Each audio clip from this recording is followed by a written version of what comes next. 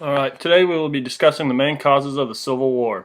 There are more than a handful of explanations of why the Civil War happened, and historians have been trying to put their finger on all of them for years.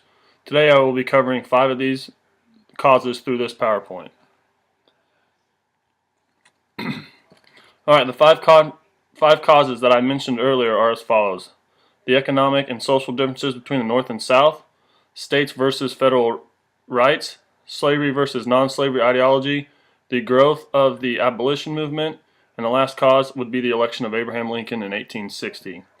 We will finish up the PowerPoint by discussing the consequences of these events that reach far past the inevitable conflict that they caused. Alright, the first cause we will be talking about here is the economic and social differences between the North and South. The South depended on cotton after the invention of Eli Whitney's cotton gin in 1793. This made cotton the main cash crop in the South, and the need for free labor that was much more important. Thus, it made the South more dependent on slavery. The North, however, depended upon industrialization for their economy. This pitted the industrialized North against the agricultural South. Another thing to note here is that North changed with the ethnic groups and social classes that inhabited their cities over time, while the South continued to hold on to their social order and status. Our next cause is the argument between states' rights versus the federal rights. From the very beginning of our birth as a nation, our country has had two sides on which type of government should have more power, the state government or the federal. Articles of Confederation and the Constitution are the first examples of state versus federal power. The Articles of Confederation, of course, being an example of states' rights, which is all 13 of the states had strong state governments while the federal government was very weak. As we know now, this did not work, which brought us the idea of the Constitution, which was a very strong federal government with some power residing with the states. Men like Thomas Jefferson and Patrick Henry believed that the states should have a right to accept certain federal acts. This resulted in the idea of nullification. The idea of nullification was best championed by Senator John C. Calhoun.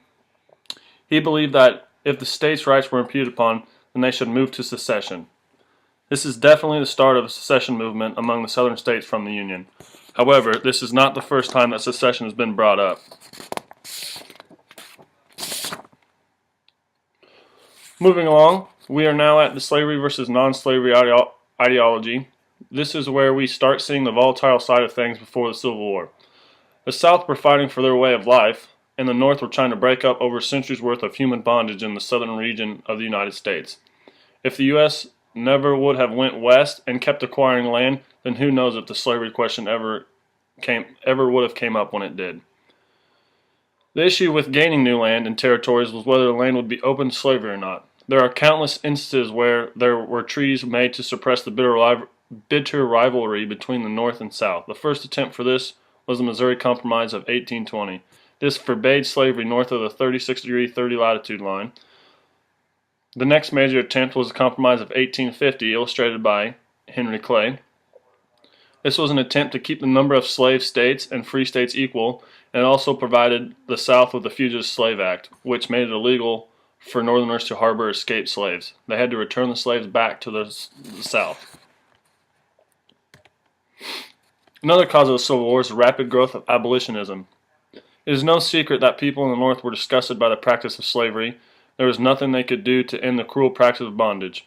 They tried voicing their opinions like William Lloyd Garrison, who started the abolition newspaper, The Liberator. They then took to violence where there are numerous examples of this that include John Brown and his famous raid on Harper's Ferry, where he attempted to arm the slaves and insurrect a slave rebellion. Then there were also attempts by Nat Turner and Denmark Vesey. Vesey was a freed slave who tried to incite a slave insurrection in 1822 in South Carolina, but his plan was foiled before it ever happened, and him, along with 31 others, were captured and then executed. Nat Turner, whose rebellion was the closest to prevailing, was a slave who started a rebellion in 1831 in Virginia. His rebellion concluded with the death of 60 whites. However, the consequences of Turner's rebellion were far worse, as it resulted in the death of 200 African American slaves. Arguably, the most important thing to abolitionism was Harriet Beecher Stowe's Uncle Tom's Cabin.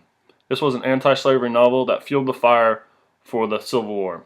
This book is important because it sympathized with the slave cause and people everywhere picked the book up. It was the most important novel in the 19th century and the second most important book in the 19th century, right behind the Bible. Our last major cause of the Civil War was the election of Abraham Lincoln as president in 1860. This was the final straw for many of the southern states. These southern states and their political figures believed that Lincoln was strongly opposed to slavery and would vehemently favor northern interests over southern ones. Therefore, they saw the only solution as seceding from the Union and starting their own sovereign nation. The southern states warned that if Lincoln won the election, then they would leave the Union, and that is exactly what they did. 7 states even left the Union before Lincoln was able to take office in March of 1861. This list includes South Carolina, Mississippi, Florida, Alabama, Georgia, Louisiana, and Texas. Within a little over a month, the Confederate Army opened fire on Fort Sumter and started the Civil War.